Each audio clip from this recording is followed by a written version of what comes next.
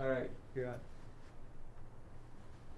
Hi, welcome to Talking Gourds. I'm Rosemerry, Wahtola, Trommer. I'm our Goodtimes, and our guest tonight is Rachel Kellum, who's a fine poet from Brush, Colorado. Anybody know where Brush is? Why don't you tell us, Rachel? It is about the polar opposite of where we are, in the northeast corner of the state, about an hour and 15 minutes east of Denver on I-76. And there's a thriving poetry community there. I'm working on it. We're having open mics at least once a semester. I'm hoping to change that to twice a semester now. And so there are poets coming out of the woodwork. Everywhere. Yeah, and we're having poets come in from around the state, and I'd like to have you both come out at some time, That would be as great. well as our featured poets. So Rachel is a professor at, is that what you would call a professor? Technically more an instructor or faculty. She's faculty Indentured at slave. Morgan Community College, and she is the art department, and she also teaches creative writing and literature and composition, and she's the mother of 3, and a really inspiring poet who has a new book of poems coming out in a month. A month or two. A month or two with Liquid Light Press called Ah. And it's kind of based a lot on your practice. Maybe you could tell us a little bit about your practice. My practice. Well, I practice within the Bun tradition of Tibet. It's a meditation practice, and it's the indigenous tradition of Tibet prior to Buddhism. But there has been quite an overlap of Buddhism with Bun now, and so many of the practices of Bun would be very similar to some of the Buddhist sects that you would see. And one of those overlapping practices is called Dzogchen, which means the great perfection. And there are a number of teachings that have been written down. They used to be strictly oral, but they were written down somewhat as poems. And just in the past 2 years, I've had the privilege of sitting with my teacher, Tenzin Wangyal Rinpoche, and he gives us the poem and walks us through a meditation having to do with the experience of that poem. And so really you're trying to get beyond concepts and into sort of a non-conceptual space within yourself. And so I thought I would try to do something with that with my own poems, with my practice, just to see what kind of imagery I could find that might somehow capture what that experience is really like. Which of course, the poem will probably always fail to capture what it's really like, but it is fun to try. Great pleasure in trying. And you've also led workshops on that. I have. I did one workshop at the Karen Chamberlain Poetry Festival with maybe 16 poets, and we sat and worked through a few basic Dzogchen practices, but I can't really say that they were formal Dzogchen practices because I'm not really authorized to teach in that. But my workshop was inspired by some of those sounds and breathings that we do within that, and then we did writing practice afterwards as well. You know, the word perfection is interesting. Facere means to make or do, and per means through, is to make something to its final completion. I notice the word perfection and perfect a lot in your manuscript. Tell us a little bit, what does perfect mean to you? What does perfect mean? My teacher always hated it. She never liked that word. So I'm curious, because it's... Well, I'm not sure if perfect is actually in my poems. numerous times. Is it really? I'll have to go back and read them, but I didn't think that I used the word perfect. But the way I look at perfect is probably just what is, everything that is in this moment, which can also feel like imperfection to us, based on what we want or what we don't want, what we're afraid of looking at. So I would say perfection, it's kind of a slippery word, really. It's not maybe what the ego wants it to be. You've been writing for a long, long, long time. I have. But you're only publishing your first book now. I know. How come? I don't know. You've been hoarding all your riches. Well, I have been self-publishing on my blog. Which is Wordweeds? Right. Yeah, wordweeds.com. And And that was actually inspired by dear Rosemerry, because I saw that she was publishing her work on a blog, and I'm a great fan of Walt Whitman, and although he didn't blog, he did self-publish, and I thought, you know, some of the people that I love the most are just putting it out there for free, and I wanted to do that, and it kind of helps it become more of a writing practice when I know that I can get it out there and people can look at it right away, and I really enjoy that conversation with living readers. You know, I think it's beautiful what blogging is doing for poetry, and I know it might make some people upset because there is this sort of giving away happening. Not that we make money on poetry anyway, but A little bit. but just a tiny bit, you know. But also, I think the blog has helped spur other things for me. You know, even though it's giving it away, I think people can contact me through the blog, and that's exciting. Like MD Markiah Friedman contacted me to be on the Poets Co-op TV and to perform there, and so I don't know if that would have happened without that blog. So, you know, this spiritual tradition is just part of your poetic voice. You know, that's what this next book's going to focus on, but your poems have a really wide range of subjects. You want to talk about some of those? They do. You know, of course, I think every moment, and I think you probably experience this too in your spiritual practice, I mean, we try to bring an attention to every moment. So no matter what I'm writing about, I think I'm trying to see the perfection in it, or the beauty in what I'm experiencing. But, you know, some of my poems are about love. That's always a great topic, you know. That's You have a lot of love. I have a lot of love poems because I'm in love, That's so which nice. is a nice thing to be writing love poems. But I also have a lot of painful poems, I think, about falling out of love and struggling through love, and poems about being a mother and that struggle, you know. So I think I've got a dark little heart, really, in some ways. A lot of my poems tend to have, I think, a little bit of a dark edge to them, but I do try to see something transformative even in those dark moments. Sometimes I'll write about teaching or gardening. That's a big one lately. I've been spending a lot of time in my garden, and what else? You know, we were talking the other day about that impulse toward a transformative moment in a poem. Do you want to say something about that? I do, and I think I would like to tie it back into my relationship with my teacher, Tenzin Wangyal, because at a retreat one time he was talking about our stories and how we take them so seriously, and we really get involved in the drama of our stories. And we were in California for this retreat, and I went and told him, you know, look, we're in California, this is the land of making stories, you know, we have movies and writers and all kinds of creative people here who are making stories, and we make our living on it, you know. And so I suddenly felt this great responsibility sharing my stories and thinking, what am I really sharing, and what will people take away from? Because I know when I read other people's work that it really enters me and can affect my life, and in positive or difficult ways. And so some advice that my teacher gave me was that it's okay to go there in the story, but that also it might be wise to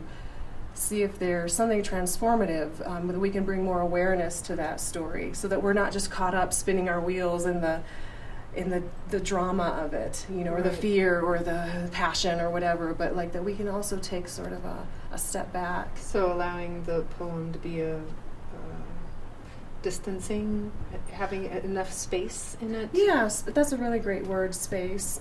In fact, that's the name of my book is called Ah, which is the Tibetan syllable A. It's the first letter of their alphabet. And Ah means space. Wow. And so in a way, I guess it is like learning how to have space around whatever it is that's ailing or thrilling you in the moment. How nice. And so you're performing with your partner these days. How's that working out? Well, really, this is probably one of the first performances that I will have had with Tom.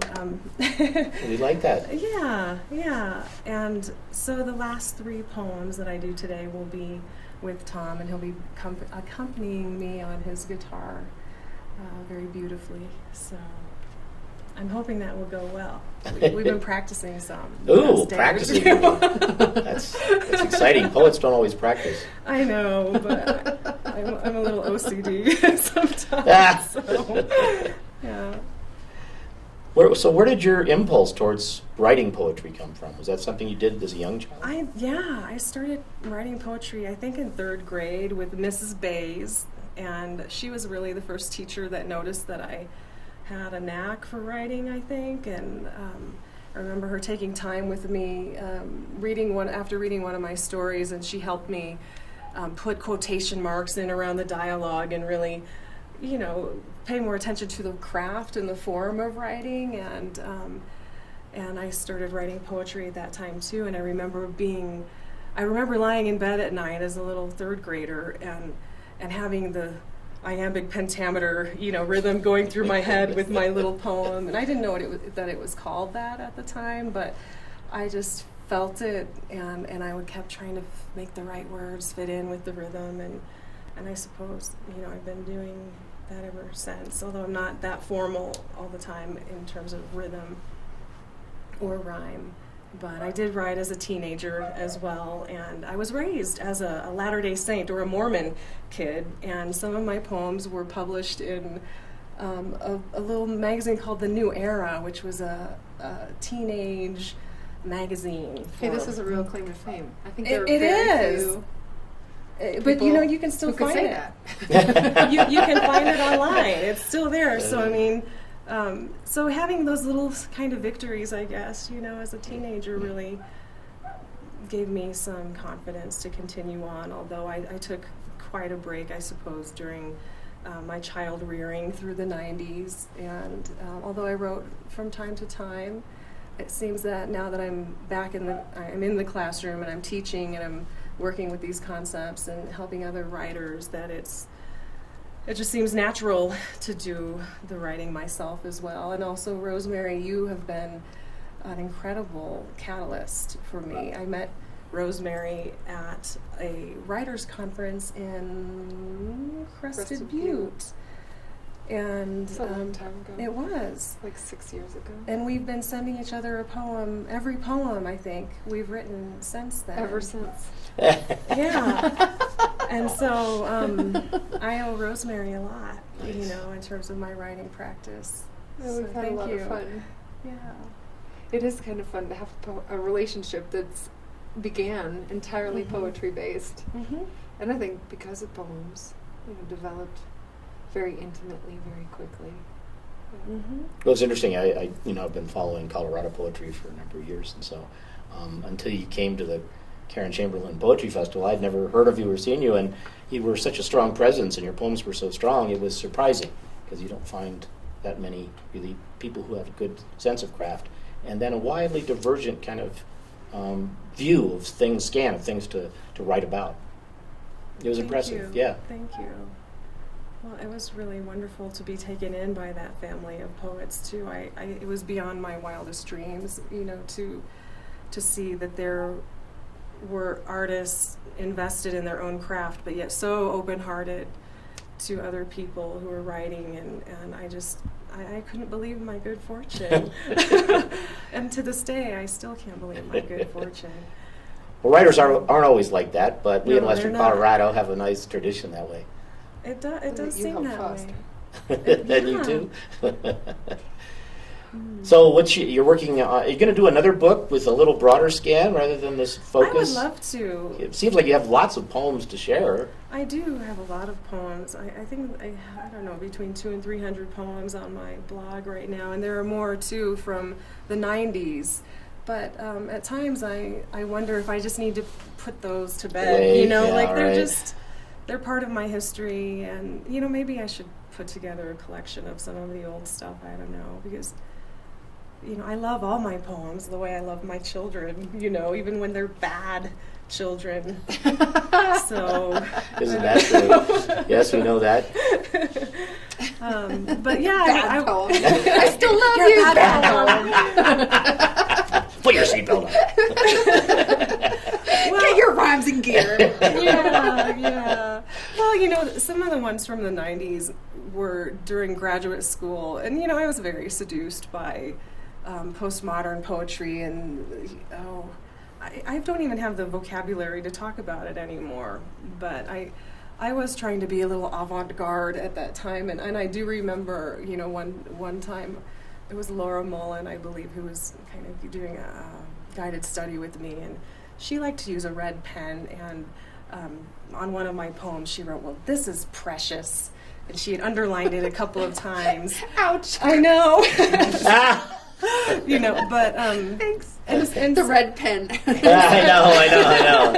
So I think it was at that time that I realized that maybe I shouldn't put both feet in the postmodern world, and that it was okay to talk about topics that weren't necessarily avant-garde, but that are more everyday and accessible to ordinary people, and I'm feeling much more comfortable with that as time goes on, I think. Although, this new collection, I have to admit sometimes I have a little trepidation, about putting something so specific within my meditation practice. I'm hoping that my readers will recognize that that's just one small facet of my focus as a poet.